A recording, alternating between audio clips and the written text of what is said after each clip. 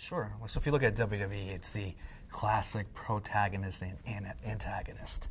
And the storyline continues throughout the programming.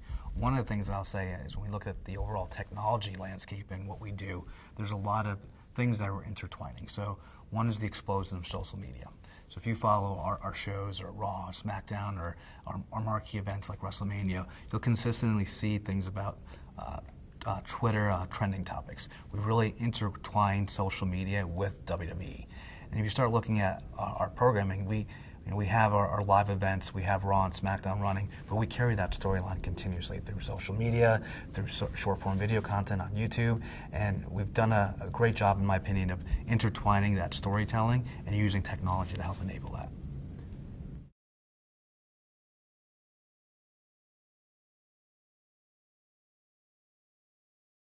Sure. If you look at WWE, our content is, I'll say we're platform agnostic, and we know our fans are everywhere.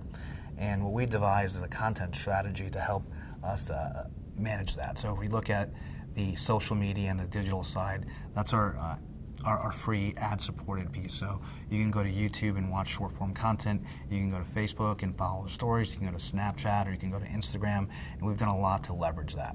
So you have a huge fan base from that perspective. And then you go into the traditional TV model. So we distribute our flagship shows, Raw and SmackDown, globally in 20 languages.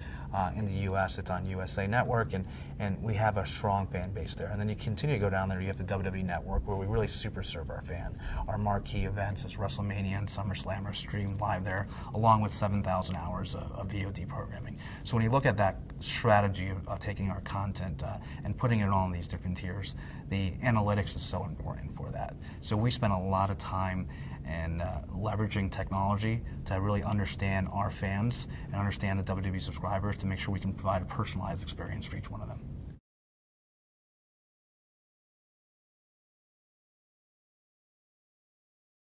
Sure. We launched our over-the-top service called the WWE Network in early February of 2014.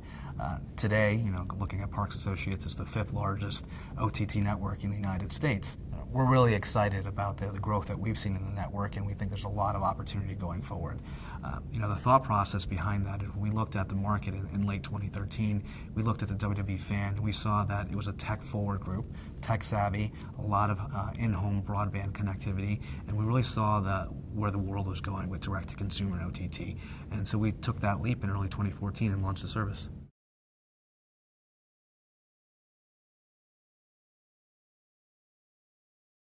So we go back to where the WWE fan is.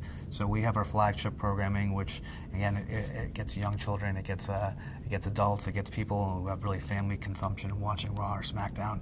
But in addition, we are going where we know the future of the WWE fan is. So Snapchat, Instagram, we're tailoring content specifically for those platforms, and we want to make sure we're creating an all-encompassing content strategy, whether it's social media, whether it's traditional TV, or whether it's over the top.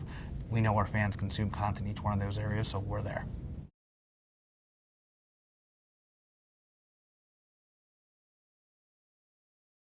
WWE Network today is global.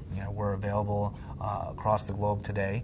Our marquee programming, we distribute our content globally. So Raw and SmackDown are available in over 180 markets today in 20 different languages. And then when you go back to that short form content, YouTube, Facebook, and so on, that's available globally for everybody. So we look at a lot of things in market, look at localization and language, and we really try to tailor experience for our fans globally.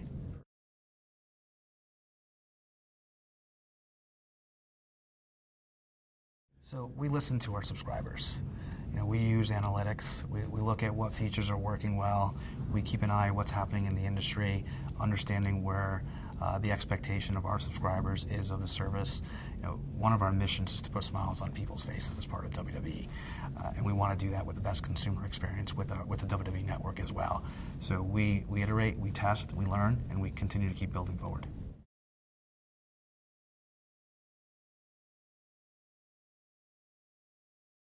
So I joined WWE in late 2013, and I was really excited about the opportunity to launch the OTT network. My background has always been in digital and IT, and growing up, I was a huge fan of the brand and still am. I grew up watching the programming, and I thought it was an amazing opportunity of taking something that I grew up watching and helping it to go to the next level.